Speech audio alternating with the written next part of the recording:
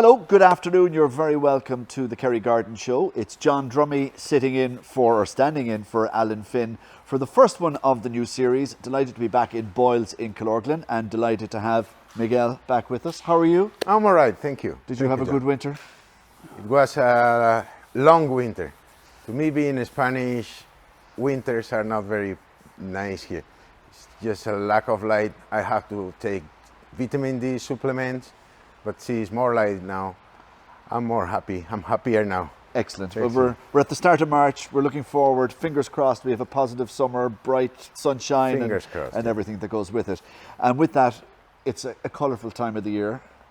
Believe it or not, about? Maybe, I think it was the last show we were talking about winter color or what to do in the winter in your garden, and the results of that, you can see them here.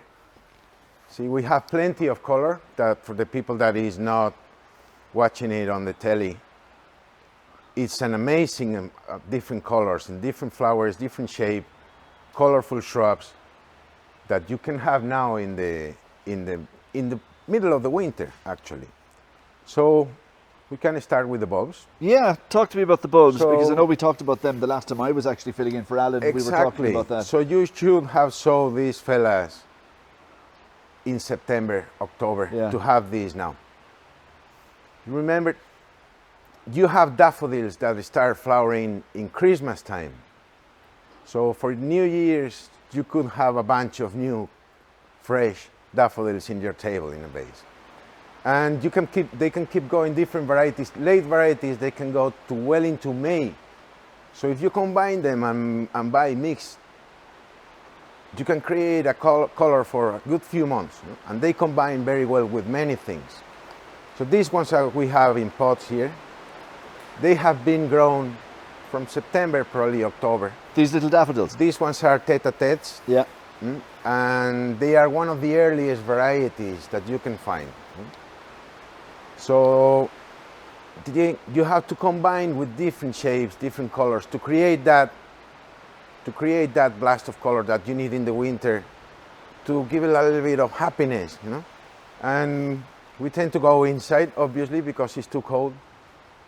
Not necessarily being on top of them mean that you cannot have a very decent color in your garden. Yeah. You just have to look at them. Go in the nice day to sow a few small flowers, but rather than that, you can create color all year round. So, with the bulbs, you remember you have to plant them now. We have them, they are about to go, but you should have them in your garden now in full bloom or starting to bloom. Crocuses, you know that saffron, this comes from the crocus. I didn't. Yeah, from the flower of the crocus, to take the yellow part, inside part, this orange part, that's the saffron. The actual spice? Yes. So we could have one of the most expensive spices in the world in our back garden. Exactly. But the process is not as easy. You have to, for a kilo of it, you need 2 hectares or 4 or 5 acres for getting a kilo of it. So it's a lot of crocuses. Yes, you have to be flower by flower, and then you have to dry them slowly. So it's not that easy. Yeah. But it's nice to see that they can do well here in Ireland, and they combine with these very scented hyacinths or the other bulbs. Yeah, just for people in Radioland, obviously the hyacinths, they're pink, and the crocuses that you show me with the saffron are purple. With the lovely and white, bright orange in the middle. Yeah. At the end, those are complements for your garden. They are not the main part of it, but they can spread. They can give you color in places that other plants won't go. And remember that daffodils, you don't need to remove them from the ground. Hyacinths, you don't even need to remove them. Crocus, the rats, the mice, they love crocuses. They'll eat them. They eat them. Is that because of the saffron? Don't know. It's just they go to the crocus. They never touch the daffodils. They probably are poisonous for them. Okay. But they eat the crocuses. So you can remove them, store them. We probably have talked plenty of times about what to do with them once they're gone. Yeah. Once the flower is gone, you leave the foliage till it wilts. And then what you do is wait for a couple of weeks or so. You can remove them from the ground, clean them, dry them, and store them for next year. Okay. But you can leave hyacinths. Now, these have all been grown over the winter. They have been grown over the winter in nurseries. We didn't grow them. So it's not like you have a blank canvas come the 1st of March that has to be. Start again. But you can do things. See these forget-me-nots? Yeah. They're woodland forget-me-nots. They will self-seed. They are 2 years, but they self-seed. So that for white flowers, as white flower meadow, for white flower meadows, or as white flowers, they are very nice. But then you have plenty of plants, small plants that flower in the winter, like bellies, pansies, primroses. Look at this beauty. Gorgeous. Or whatever it is not seeing as is pink and it's a curly, yellow. It's a curly flower with white edges and pink and yellow inside. And it's one of many colors that we have a similar one in blue here. Like it's like an old school Spanish flamenco dress. It is actually, yeah. It doesn't look like that. So those fellas are hardy plants. Whatever is flowering in the winter, it means that it's hardy, obviously. Yeah. They will keep flowering till May, even June. Then the summer flowers come and you throw them to the bin. No, that's a mistake. You shouldn't be throwing these plants to the bin. Those are hardy perennials, okay? So primroses, polyanthus, dianthus, they are hardy. They are quite hardy, actually. And they will give you color when there is no color around. Yeah. When nothing else is. In terms of annual plants like spectacular petunias or geraniums, you need to have these little fellas. They won't spread more than a foot. They are not very big plants. So they're not taking up space, really? No, but they will combine with those structural shrubs that you have, that they can give you color. We'll go to that later. Just a little splash here and there. Exactly. Yeah. And they are 150, so they are not pricey, and they will last you forever. Okay. That's fantastic. Yes, it is. It is. It's the molly bellises. We have here 2 trays for the bellises are somehow like a daisy, but with, how would you describe this? Well, multiple.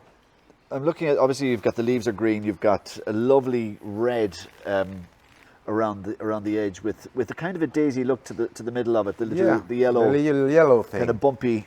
Very hardy. Yeah. What's that called again? Bellies. Bellies. Bellies. Very hardy. We have them since before Christmas, and they keep flowering. And that's been flowered since before Christmas, well, is it? These ones are new. Okay. But we have these plants flowering here in the garden center. Fantastic. Since December. So what you need to do is some shrubs, they will flower in January.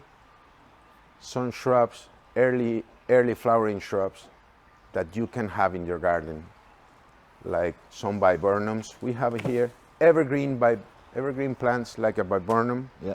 The Eve Price, the Tinum. That is in full. It's obviously taking up more space than the ones that we've talked about previously. Those are structural. But you have that variety there. Those are structural shrubs. Okay. They are evergreen.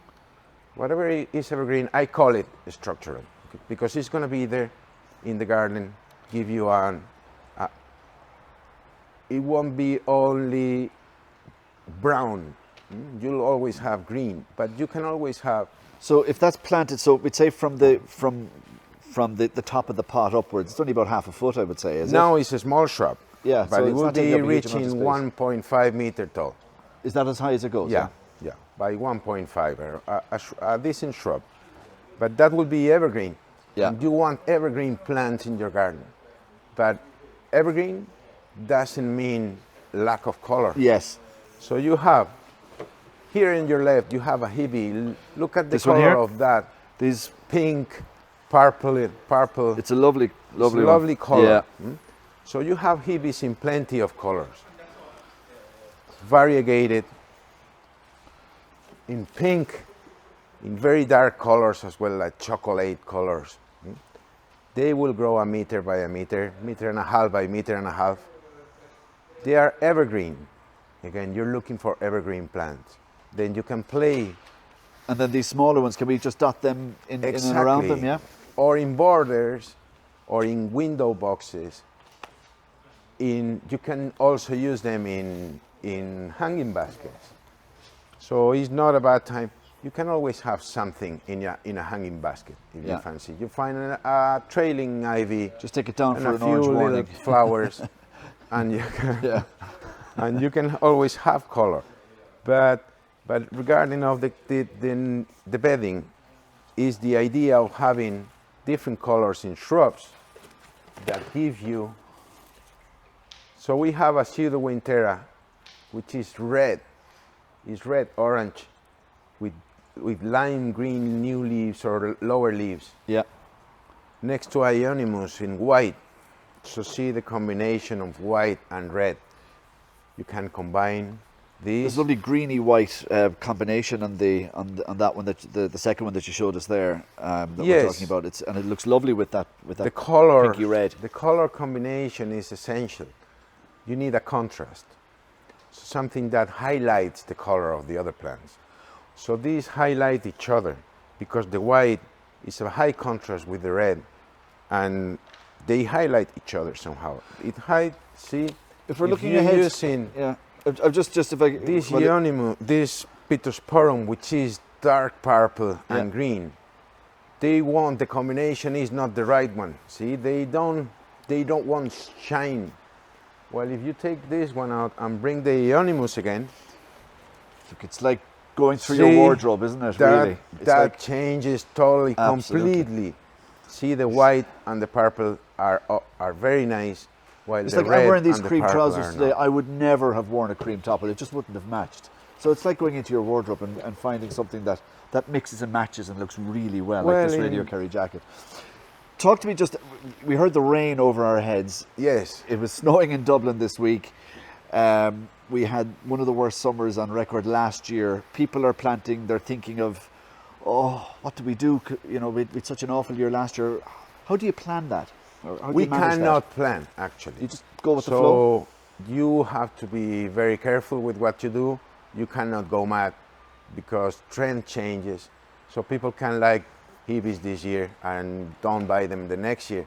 So you have to be very careful. What you're saying about, I think people are waiting now. They don't trust the weather. Well, nobody trusts the weather here, yeah. But there's plenty. What we were selling last year was plenty of trees and shrubs. And this year we are selling more bedding and color. So you never know.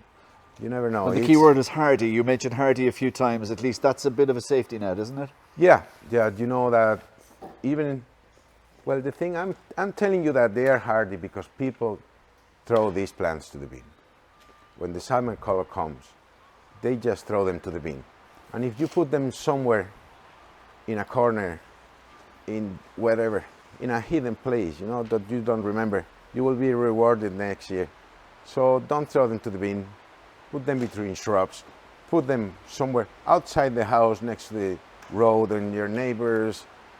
Throw them to your neighbors. We're nearly out of time. I can't believe it already because it's beautiful standing here amongst all this colour and getting all the tips.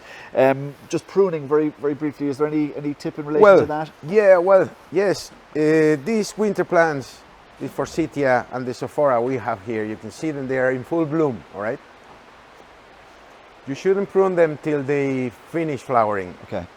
So, better. I'm going to say it better. You have to prune them. If you want to prune them, you have to prune them right after flowering. When you say after flowering, when the flowers appear or when they're dead? When the flowers are gone. When you don't see any flowers, just prune them. Don't wait till. That's not an October pruning plant.